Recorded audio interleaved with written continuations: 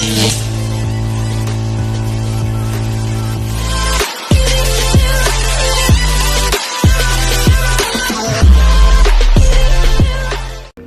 hey, what's up guys? Welcome to our video for today. So, for today's video guys, mag-unbox tayo ng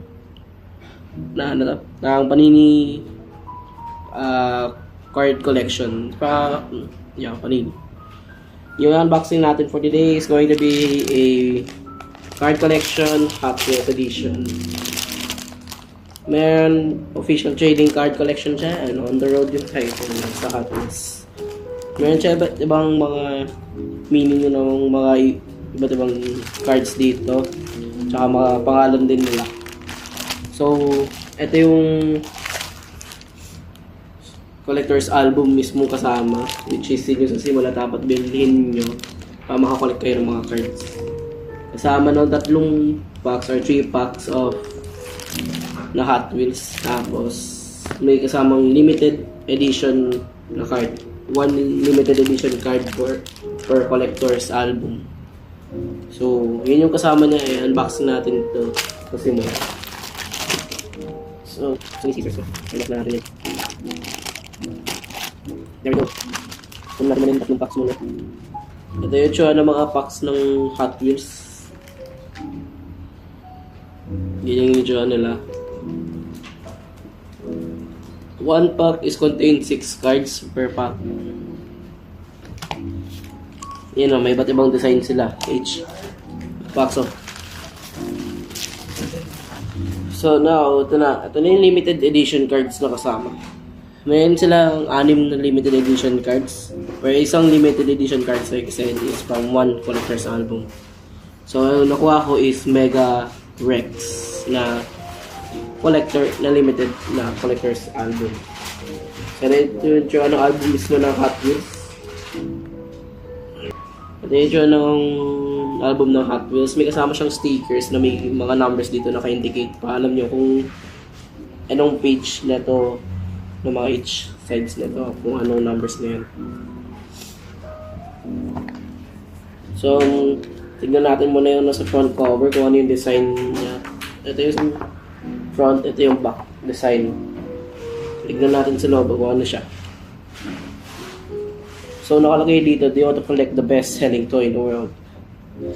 With this trading card collection, you will discover the incredible evolution of this amazing range of cars.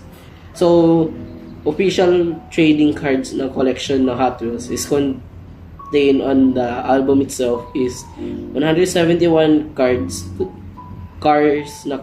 in collect, 27 Let's Race cards, and 18 special vintage cards. With other cards featuring orange track box, you can create a challenging circuit to play with your toy cars. Yun yung bagong concept ginawa ni Hot Wheels. So meron dito car cards na intro nila lahat is immersive yourself in the Hot Wheels universe with this special section featuring legendary car designs from 2006 to 2024. Yun yung nakalagay sa front page or front cover ng album.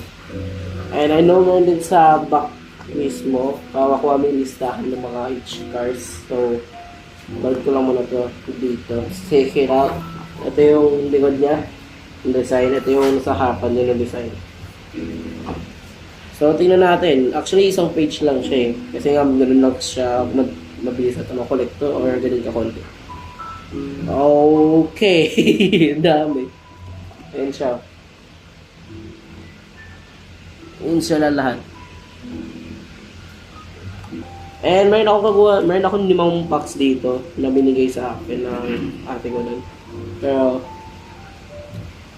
i-unbox ko na lang to in separate video. But not video, it's going to be YouTube Shorts kung kaya kong gawin.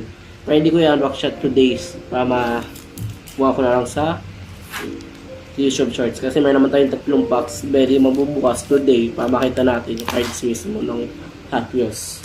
So, unbox natin yung una. Tingnan natin yung laman. Ito yung sinasabi nila eh. Yung pwede ka mag-car ng sarili mong chuck na challenge circuit mismo.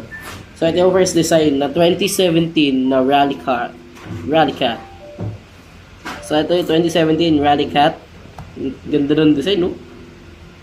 Like, ginawa na talaga mismo yung Hot Wheels itself na tapos may iba't ibang backgrounds sa loob.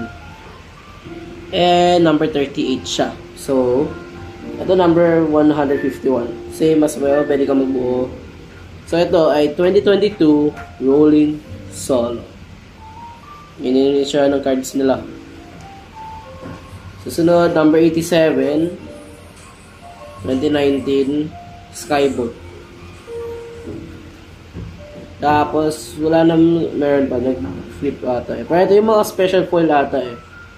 Ito yung mga special foil. Meron tayo 2021 Roger Dodger Magic 8 Ball. Magic 8 Ball, yeah. And we have 2021 Card de Asar. Card de Asada 2021. And we have last card, which is number 2, is a full art, not a full art, pang art piece collecting para sa first page mismo. Yan yung siya. So, meron tayo first piece to collect 8 left to complete the art itself. So, number 2, ito yung design na agad niya. Ano yung mga cards dito totoo lang. Hindi ko alam nga lang kung sino dito magiging special foil eh. Pero ito na lang mga special foil to eh. So, tignan natin sa checklist muna before natin buksan yung iba. So, ano yung number dito? Number 113. Kaya special foil, si Cardi Asada. Tapos ito, si Roger Dodger Magic 8 Ball. Number 125 is special foil. Tapos ito, si Rolling Solo, 2022. Number 151, ano po yun? So, yun special. Pero mukhang mukha kasi sila ito. Kaya hindi siya special, pero kasi nandito din as expected lang naman. So anyway, hindi natin sila muna ayusin. Pero ito, ngayon muna natin dito. Pero mga basic na base cards, hindi ko sila i-sleeve. Kasi gusto ko i-sleeve yung mga special foil vintage na yung art na design. So meron tayong sleeves all set. I-sleeve up natin ito. Magkasya.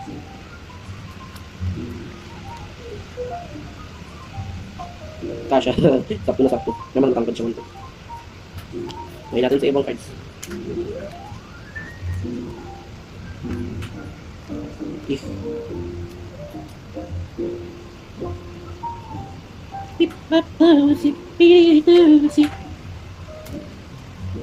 Sleeve up. There we go. Okay na. Next pack. Pack number 2. Let's open it. Tignan natin kung ano yung makukunin natin. Number 155. It's Turbine Sublime 2022.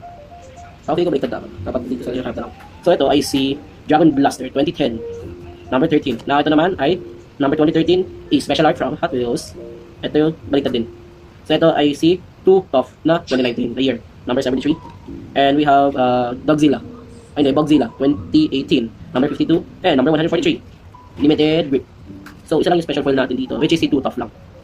And special foil din to is yung Hot Wheels Racing. So we have decent cards that we got today na sa second pack. So that's pretty amazing, to be honest. Now let's open the pack number 3. Let's see what we will get. We have Glory Chaser. Let's race. Number 187. Ito yung back niya. And we have Baja Truck. Number 177.